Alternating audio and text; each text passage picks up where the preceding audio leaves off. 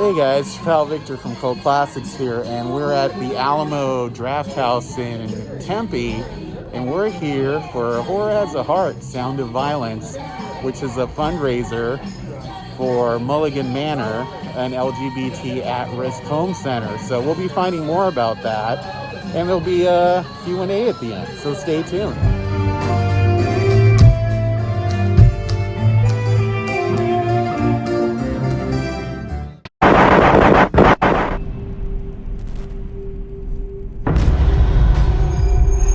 When I hear certain sounds, I don't just hear them. I see them.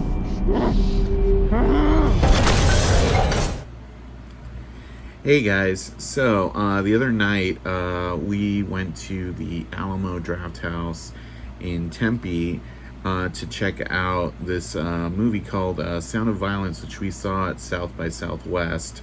Directed by Alex Noyer, and it was a fundraiser for Pride with a cash raffle that benefited Mulligan Manor, which is one of 3 LGBT halfway houses for at-risk or on the street kids who've been kicked out of their house, for just being their authentic selves.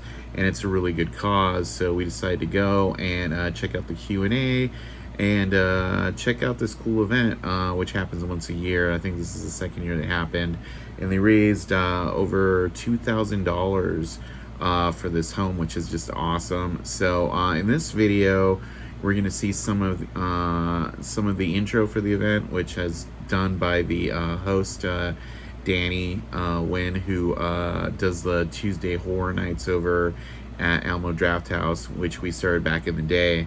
And you're going to see the Q&A with director Alex Noyer talking about his movie Sound of Violence. And yeah, so check out this video, and if you're interested, you can also contribute to Mulligan Manor, which is a great cause, especially for June, which is Pride.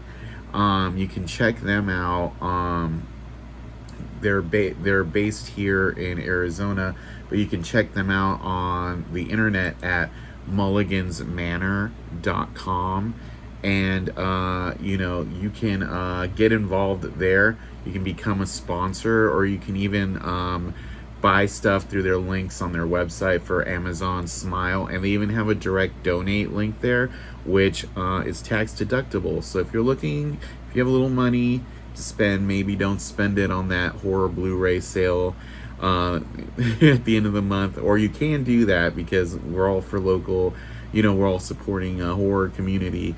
But maybe give $5 or $10 or something. It adds up if enough people do it. So check out this video, enjoy the Q&A, and enjoy the ambiance from the Mulligan's Manor Sound of Violence benefit tribute from Alamo Draft House, Phoenix. So enjoy. Please welcome everyone to tell about this amazing cause. Welcome, fellow horror fans! Thank you so much for coming out to this special edition of our Tuesday night horror flicks.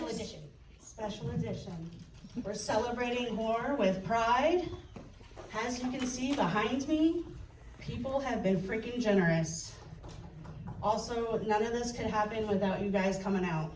So, just real quick, we're supporting Mulligan's Manor, local, non-profit, loving group home, one of only 3 in the entire country that help out the LGBTQ youth. We're sold out, by the way, basically. I know it doesn't look like it because the seats up here. We're socially distanced, sold out. We're socially distanced, sold out, which is exciting. It's our take second largest theater. I'll take it. I will take it. Again, thank you so much. A lot of you that are here tonight have donated items that are behind me too, and I cannot thank you enough. There is a plethora of, there's a hoard of horror goodies behind me. My car was packed on the way here. That was a really, really good feeling. So we got a check. Yes. We got a check from somebody that used to work here, our beloved Tasia. Tasia's sitting over there. she's still a beloved member of the family here. So her new job does something really cool, and they like to throw a lot of cash at some charities. So they gave her and Mulligan's Manor, gave money to her to give to Mulligan's Manor $500. So, What did we raise in 2019? Was it 1,000? yeah, about $1,000, like 700 in person, and then with like other donations. That So we're halfway to matching. Well, where's Tiffany? Yes, Tiffany. Do you have something to add? Right now we're over 2,000. Oh! Oh my gosh! In a pandemic year! We doubled! You did it!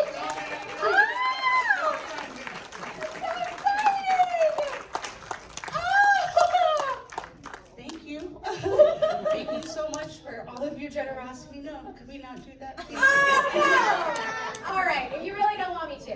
No, Snap. I really don't like my photos. But it's your event! No, thank you so much. I can't thank you enough. This could not go on with you guys without you guys coming, buying a ticket, watching the movie. I picked this movie for a reason. Representation matters in the film, and this movie tugged at my heartstrings, but it also has some of the best kill scenes too.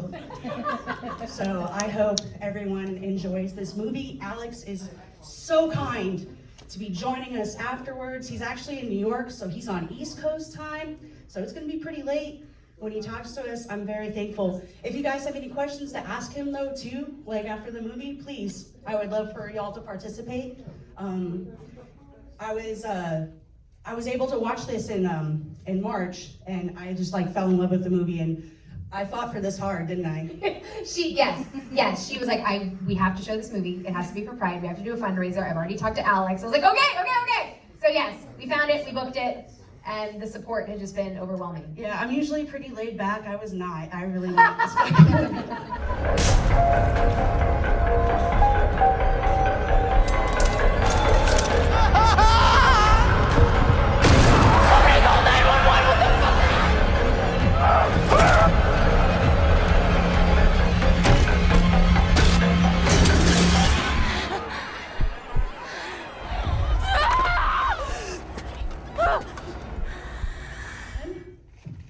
Hey everybody. Yes.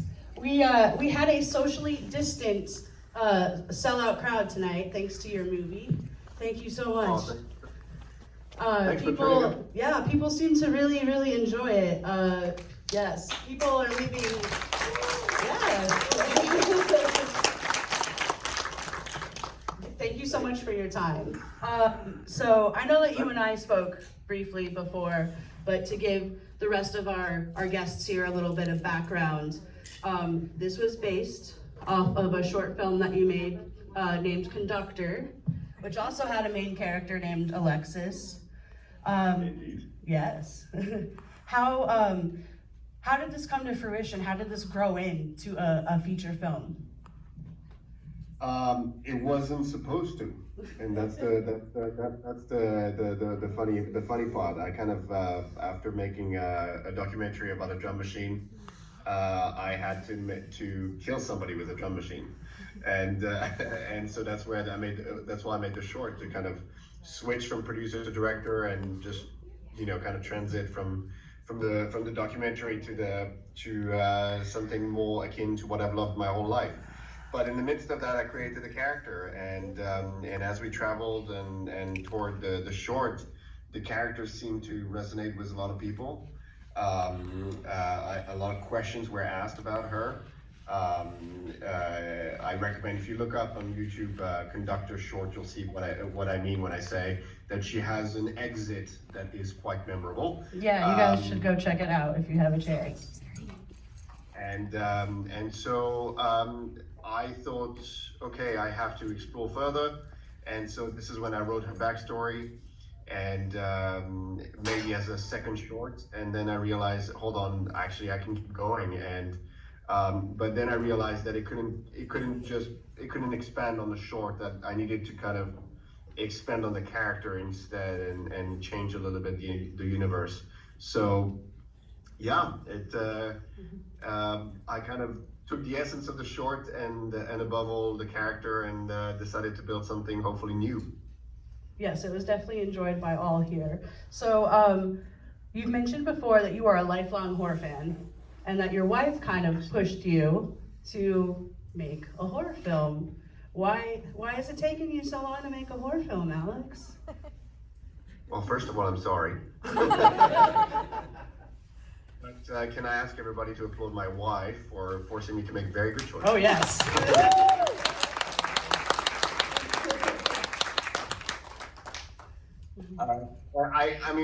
I started off with documentaries in 2008, and I made documentaries because, I'm the son of an artist, and I made documentaries about art and about artists telling you about their process. And I was really into them, and I made that big music doc, and I felt this was the path ahead. But frankly, I got really exhausted, and this is when my wife looked at me and said, "You gotta follow your heart and do what you always loved, and look at horror." And when I did that, other wonderful people said that I should perhaps switch chair as well and go from producing to directing as I was writing the stories. The funny thing about going into a place like that is that it takes support, and when you seem to have something good going and you have people who know you better perhaps than yourself sometime, and they push you in following what might have been a calling I might have considered earlier. But but again, with my journey in documentaries and music and such, it kind of all adds up to what I did with Sound of Violence. So maybe it was all meant to be. Yeah, it definitely works. So with the chair in the beginning, the chair that Countess Bathory herself would be jealous of, how did that kind of come to fruition? Did you sit down with your team? Did you already because I know that you said you're a very detailed writer, and you have to scrap like dozens and dozens of pages of your script. Is this something that you already had kind of thought out going in?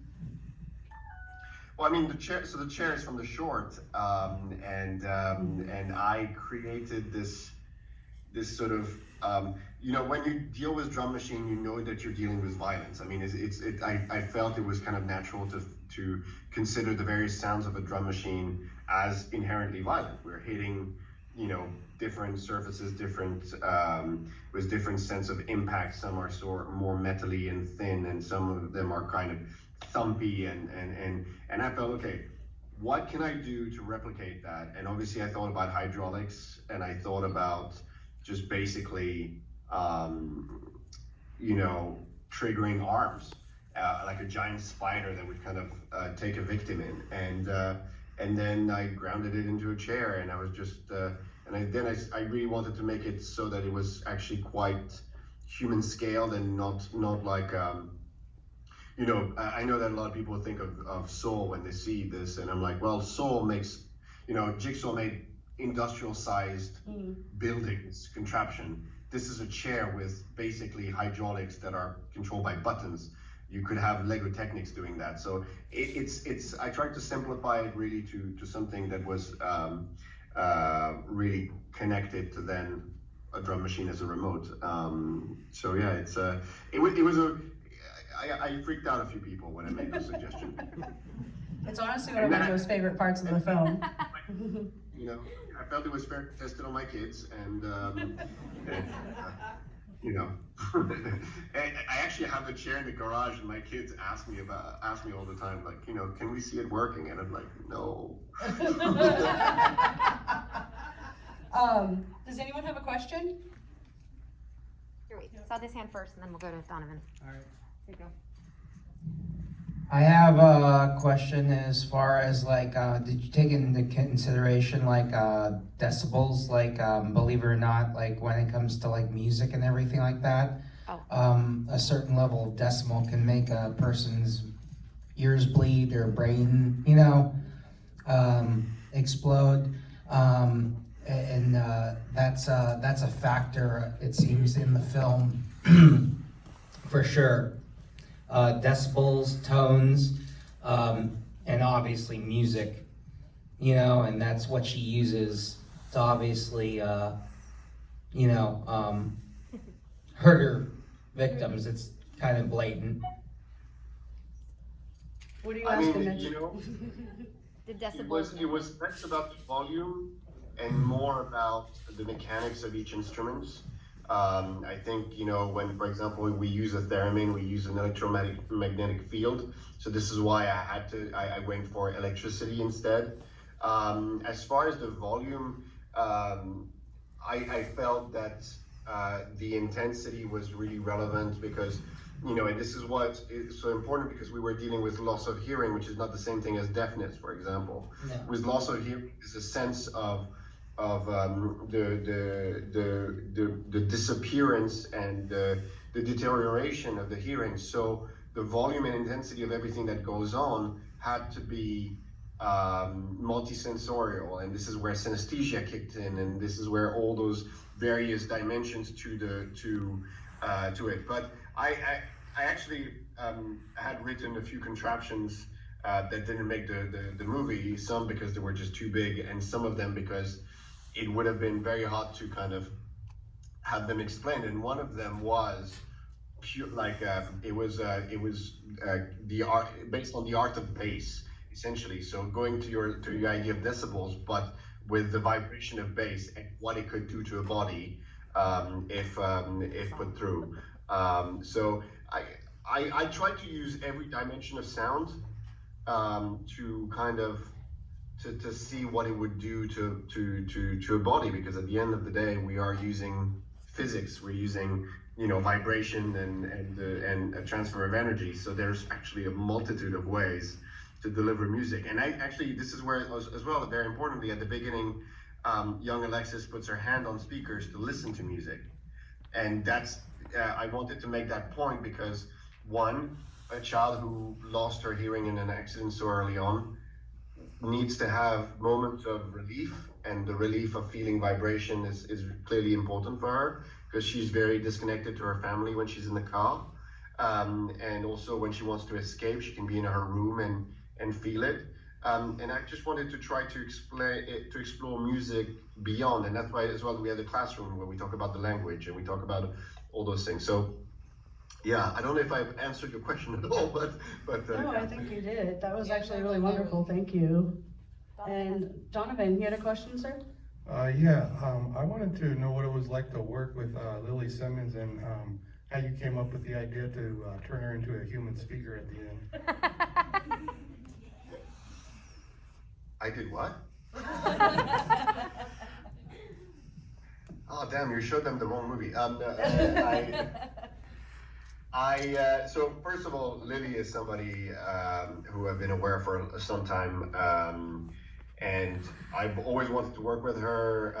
A few years back, we had a project where we were also thinking about her, and that just the project didn't happen. But here, initially she was not available, and we got lucky that she became available, and she really loved the script, and as far as turning her into a human speaker, you know, at the end of the day, the relationship between Marie and Alexis is the relationship of a muse to an artist.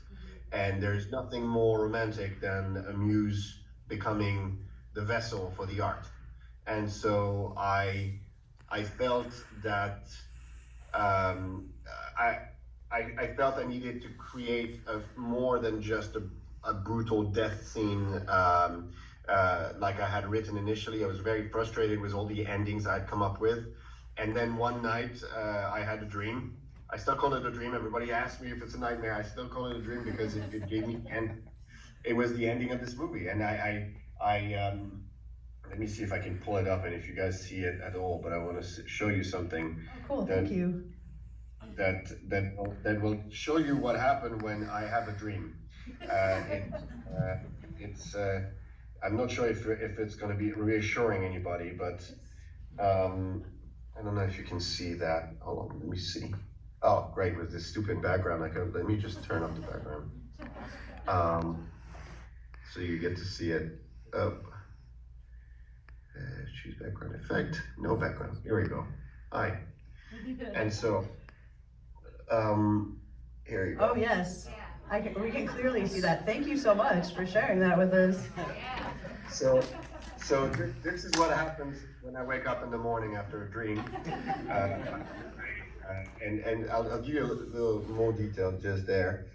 Here, I specified already, and that was literally the morning after that dream, that specific speaker in the arm had to be a tweeter. It's. Thank you so much. That was awesome. Thank you. It's a weird thing to create something like that because I've heard wonderful ideas about what could have inspired that scene, and frankly, it was just madness, I guess, coming through my dream, and it's just and then when I spoke about it with Lily, she really cared about that scene because this is with the pacing of it, the delivery, this is the show, this is the big moment, and I know it angers a lot of people, that scene, and I love the fact that it does because people love the character of Marie so much. I'll give you an anecdote. James Jagger, when I spoke to him, when we had our first meeting and we talked about various things, I asked him what he thought of the script, and he said that, like most actors, they receive a script, they skim through it, but he started skimming through it, and then he walked back like, oh my God, what the hell? And so he went all those pages, and then when it came to the end, and he admitted that was the first time we met, he said to me, I got mad at you. And I'm like, that's very good, because you're a Duke. You should be mad at me, considering what I'm doing. And this is the interesting thing, is that when you have a character that people really get attached to, because Marie is a really likable character, a very sort of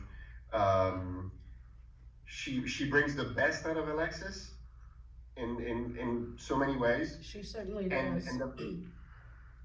So I felt that this was the moment where I'd rather people get mad at me than they get mad at Alexis, if that makes sense.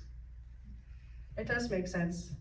Does anyone else have a question? Oh, yes. Yeah, Alex, thanks. The movie was fantastic. I have a two-parter, so I'd love to tell my friends about this movie so they can watch it as well too. It's available. It's streaming right now. Fantastic. What would be your kind of one-sentence pitch to hook someone in? I was thinking, what? Serial killer DJ terrorizes LA hipster scene, or something along those lines. You mentioned Saw, but then the second part is, thank you for letting Alexis survive at the end. We all appreciate that as horror fans. We're looking forward to 10 sequels. What's the working title for Sound of Violence 2? You've made an impression here in Phoenix. First of all, this is just amazing to hear. It's a movie that divides opinion naturally, because it's when you do something experimental, it's always going to divide and conquer, I guess. So no, thank you so much. So I'll tell you the sentence that I used when I was pitching this movie. It's the story of a killer who makes music through murder.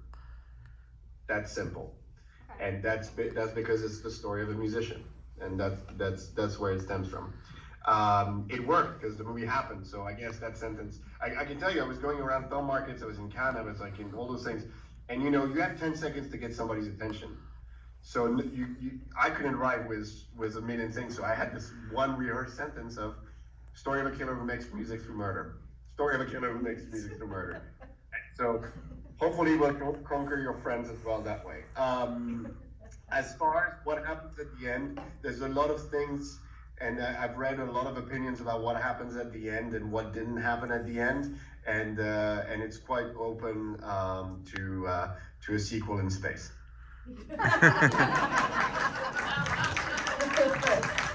Very nice. Yeah, question, go ahead, Derek, thank you. Hey Alex, great movie. I have a introspective question for you. As an artist and creator, what defines you? Oh, what defines me? I'll tell you what defines me. My daughters. Very nice. They define me. They're the reason why I make female-led horror movie about the empowerment of artistry, about creativity, about finding your truth, um, about something that you can stand behind. So what defines me? Through the years, I might have had a million different answers, but today, definitely my daughters. They're the reason I had to get this right, and they're the reasons in a few years when they finally get to watch it, because they're a little bit young to watch it, I hope they believe I did get it right. That's awesome. Speaking of kids, thanks to your movie, like I said before, we raised over $2,000 tonight for the benefit that was attached to your movie. That was more than double of what we did in 2019. I can't thank you enough for your time, Alex, because I asked you for 20 minutes. We had 20 minutes. Or is one more question cool? Oh please, I'm enjoying. You know, this is one thing. I've had virtual premieres of this film. First of all, it sucks that I'm right now in New York, and if I had been in California, I probably would just hopped on a plane and come to Arizona. So I'm very sorry not to be there with you. But just the fact of hearing people in a movie theater watching your movie, right? Yeah. Oh no, this was very good for us too. It's been a minute, since we've had the last couple of weeks. The theater has been getting more and more crowded. People are starting to come back. This was a big deal for me to have such a great crowd and a turnout, and for generally the whole audience to really dig your movie. All right, yes, Lauren. Lauren is my boss, and I fought her tooth and nail to watch your movie.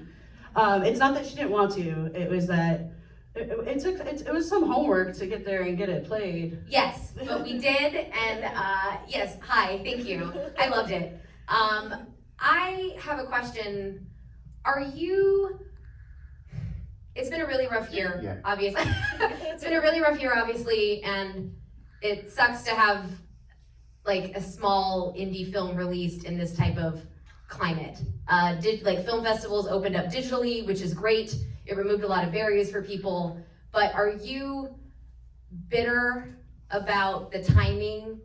Does that make sense? We're among friends here. Are you upset with kind of what happened to this project that you poured your life into, only to, I'm sure this is what you saw happening to it.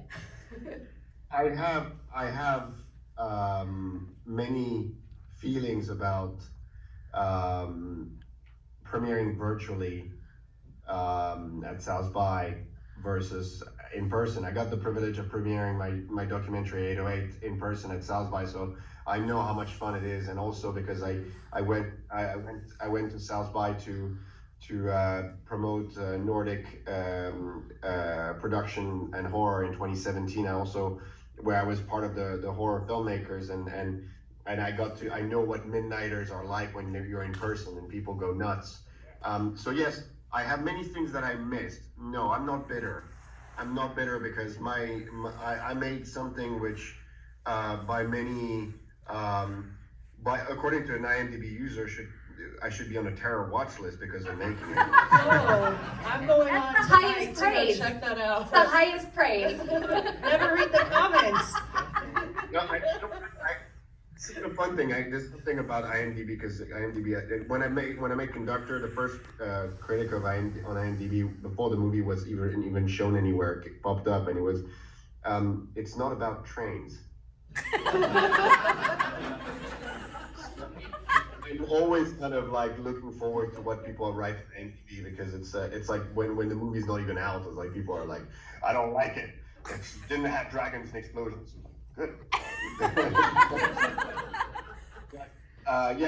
There's always like as soon as you put a horror movie out there. So the point I'm making was that you go about making a horror movie that is experimental and mental, and also address a lot of topics. And you get the privilege of having actors like Jasmine Savoy Brown who open themselves to bring authenticity to a character that I had no right to write, except for the fact that my mind created that character. And the only way I could justify writing the story was to meet somebody like Jasmine, to embody her and to give her truth. And that no matter what the circumstances are, it came out and it got made, and all this was possible, and it made it to South by Southwest. It made it today in your screening. You all are still sitting here asking me questions about it. There's no bitterness, because I can tell you a lot of filmmakers out there are struggling to even get started. I try to mentor filmmakers, trying to make shorts, trying to do anything they can. I try to help as many as I can, and I am goddamn lucky.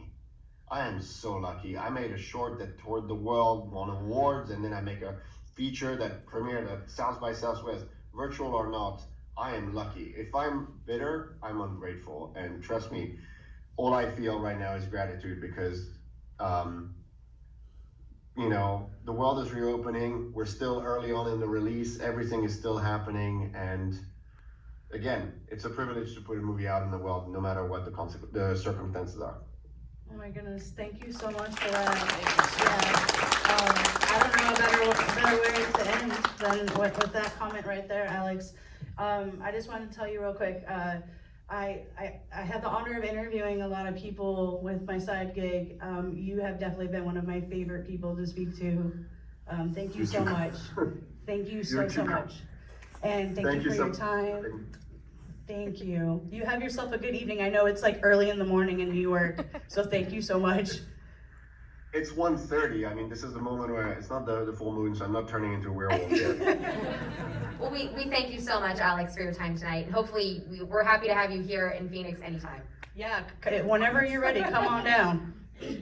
Thanks for showing the movie, and hope it was loud enough. Oh, it was. It sounded Great. awesome in here. Yeah. Thank you, Alex. Thank you. You have a good Thanks, night. Thank everybody. you so much.